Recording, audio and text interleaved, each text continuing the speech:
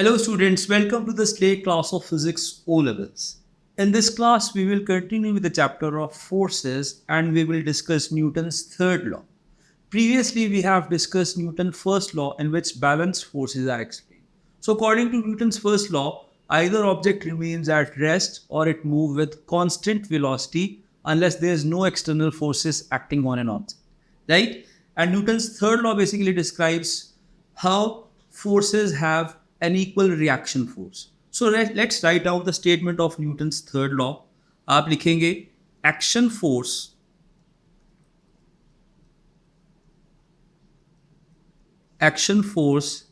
has an equal reaction force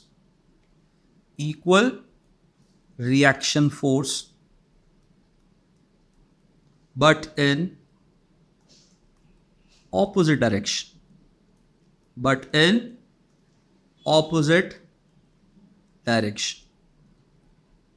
ठीक है, every action has equal reaction but in opposite direction. For example, अगर मैं अपने hand पर pen tap करता हूँ like this, so basically the force exerted by this pen on my hand is action force and equal reaction force is exerted back on the pen.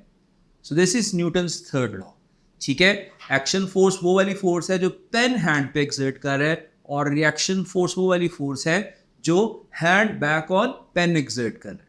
ठीक है, action force किस पर act कर रही है? Hand पे. रिएक्शन फोर्स किस पे एक्ट कर रही है? पेन पे. इसका मतलब ये है action and reaction forces act on two different bodies. और इसको नोट करना बड़ा जरूरी है. You will write action and reaction forces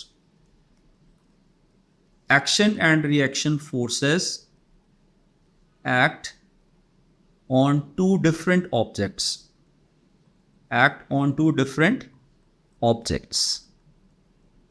ठीक है, let's assume this person first person punches the second person. ठीक है, so जब वो पंच करेगा उसके फेस पे, the force acted on the face is action force and the force acted by the face back on the hand, that is reaction force. ठीक है, अच्छा, जब हम स्विमिंग करते हैं, as you can see in this diagram, हम water को किस साइड पर पुश करते हैं? हम वाटर को बैकवर्ड पुश करते हैं with our hands. So this is the direction of force acting on water. And here this force is action force. ठीक है, in return the force acting on the swimmer is the reaction force which is acting in this direction. ठीक है, this is the direction of force acting on this person, this swimmer, and this force is reaction force. ठीक है, so once again this action force and reaction forces are equal. But as you can see, these arrows, these forces act in opposite direction. Moving on to the next case. As you can see that two persons are rowing and they are pushing water in backward direction. In result, this small boat is moving in forward direction. ठीक है? And this motion is due to the reaction force. Right? Further, you can see this girl jumping on a trampoline. So the force exerted by this girl on the trampoline, this downward force, this force is action force, and this action force is exerted on the trampoline. And in return, this trampoline exerts upward force on the girl. Right? This force is reaction force. So basically, this action force is once again equal to reaction force, and action force is acting in downward direction, reaction force is acting vertically upwards. Action force is equal to reaction force but in opposite direction. ठीक है, अच्छा, एक और बात याद रखें कि दो ऑब्जेक्ट्स का इन कॉन्टैक्ट होना ज़रूरी है या नहीं in case of action and reaction forces. मैं कहता हूँ कि ये pen this is resting on my hand, its weight is acting vertically downward, this is the action force, and in return reaction force is exerted on the pen in upward direction, and this pen and my hand are in physical contact. Is it necessary to have this physical contact? No. The answer is no, because इस next diagram से आपको clear idea हो जाएगा. This is moon, this is earth. जरा आप technical सी बात सोचें कि मून और अर्थ हमेशा से ही एक सर्टेन डिस्टेंस अपार्ट है, ये कभी भी फिजिकली टच नहीं हुए, बट जिस फोर्स से अर्थ मून को पुल कर रही है उसी फोर्स से मून भी अर्थ को अपनी तरफ पुल कर रहा है. So this action force is equal to this reaction force. ठीक है, और याद रखिए action force and reaction forces are equal in magnitude but they have opposite direction. ठीक है, next up you have this direction. जब गन का spring recoil होता है तो बुलेट पे किस साइड पर फोर्स लगती है? Bullet is going towards right hand side. This is the force acting on bullet. और साइमल्टेनियसली गन भी रिकॉइल करती है, तो गन किस साइड पर रिकॉइल करेगी? Gun will recoil towards left, and this recoiling force is the reaction force. ठीक है, आप इसको मोमेंटम के कॉन्टेक्स्ट में भी अंडरस्टैंड कर सकते हैं कि जितना बुलेट का मोमेंटम फॉरवर्ड डायरेक्शन में उतना ही गन का मोमेंटम बैकवर्ड डायरेक्शन में है, such that the resultant momentum is zero, which was the momentum before the fire was shot. ठीक है, because before the shot both the guns and the bullets were at rest. So before this collision, before the trigger was pressed, both have zero momentum. After collision भी momentum zero होना चाहिए था. तो जितना bullet का forward momentum है उतना gun का बैकवर्ड मोमेंटम होगा, so that the net momentum is zero. Right, so this is Newton's third law. इससे रिलेटेड आपको एमसीक्यूज आएंगे, आपने यही वाले सारी टेक्निक्स को ऑप्ट करते हुए न्यूटन्स थर्ड लॉ के एमसीक्यूज करने. Next up we have concept of terminal velocity. What is terminal velocity? Terminal velocity वो वेलोसिटी है जिस पे person will start falling at constant velocity because of balanced force. Right? जरा आप first diagram को देखें. When this person has just jumped, जब jump करेगा तो इसकी इनिशियल वेलोसिटी कितनी होगी? His initial velocity will be zero. Right? His significant weight will act in downward direction. This is the arrow for weight. Weight is acting vertically downwards, and this is an arrow for air resistance. Initially air resistance is almost zero because initially the velocity is zero. ठीक है, उसके बाद क्या होगा? His weight will remain constant.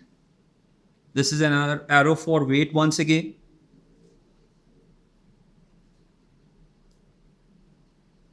ठीक है, now air resistance will start increasing because of increasing speed.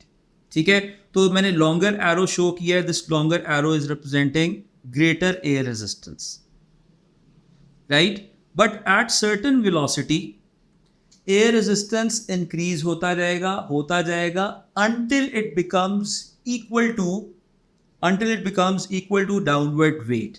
ठीक है, now once again this is an arrow representing his weight. Weight is acting vertically downwards. और स्पीड इंक्रीज होने की वजह से air resistance भी इंक्रीज हुई, और ultimately this air resistance became equal to downward weight. अब मैं इन दोनों एरोस को इक्वल लेंथ से शो कर रहा हूं. This is the arrow for air resistance.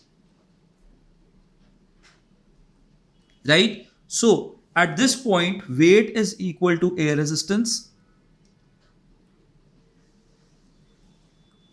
Weight is equal to air resistance, and he will fall at terminal velocity.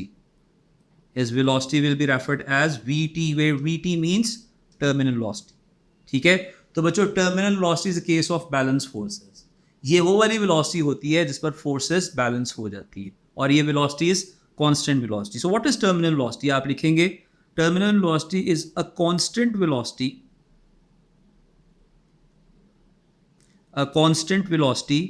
at which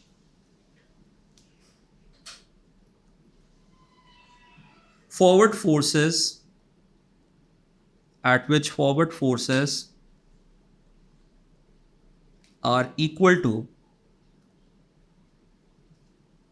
backward forces. Forward forces are equal to backward forces. मतलब it's a case of balanced forces.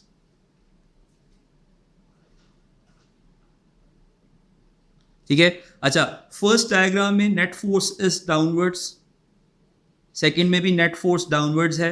लेकिन इसका magnitude जो है थोड़ा सा reduce हो गया, लेकिन लास्ट केस में एयर रेजिस्टेंस और वेट इक्वल हो गया तो net force is zero, and when the net force is zero it will fall at constant terminal velocity. अच्छा, now as you know that F equals ma, F equals ma, where F is resultant force, m is mass of an object, and a is acceleration. Now this mass will remain constant throughout. Mass ने change नहीं होना. It shows that force, the resultant force is proportional to acceleration. तो gradually क्या हो रहा है कि resultant force जो है वो reduce हो रही है और उसके context में आपकी acceleration भी reduce होगी, and terminal velocity resultant force भी zero है तो acceleration भी zero है.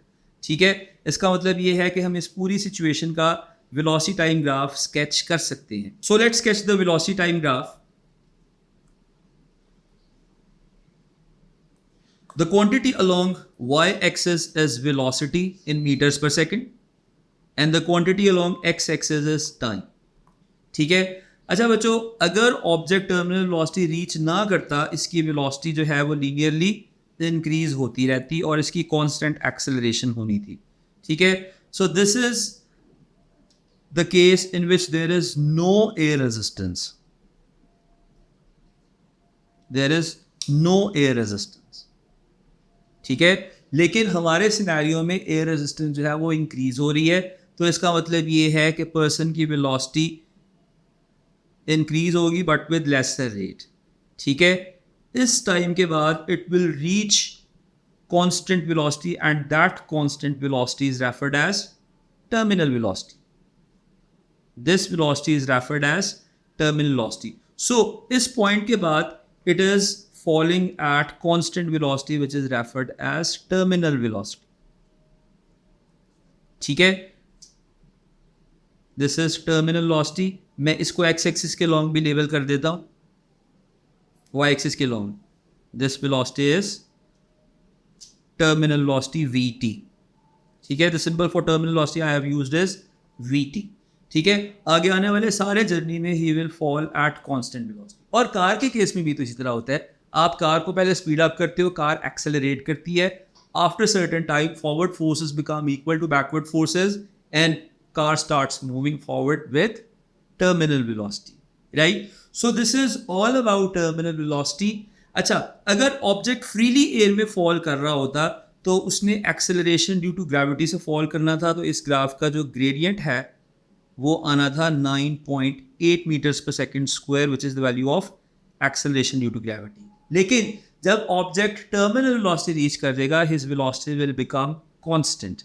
ये हॉरिजॉन्टल मोशन में भी हो सकता है और ये वर्टिकल मोशन में भी हो सकता है. पैराशूटिस्ट जब लैंड करता है तो उसकी कांस्टेंट टर्मिनल वेलोसिटी होती है जिसकी वैल्यू बहुत कम होती है, so that landing is easy. Hailstone जब फॉल करता है इट रीचेस टर्मिनल वेलोसिटी. अगर हेलस्टोन टर्मिनल वेलोसिटी रीच ना करे, अगर एयर रेजिस्टेंस ना हो, तो वो एक्सेलरेट होता होता इतनी वेलोसिटी गेन कर लेगा which can be equal to or even greater than the velocity of bullet. और अगर हमें वो हेलस्टोन हिट करेगा तो शायद हम उसका शॉट सर्वाइव ना कर सकें. ठीक है, that is an advantage of terminal velocity, right? In the next class we will do some more questions related to forces, so stay tuned and do subscribe Slate. Thank you.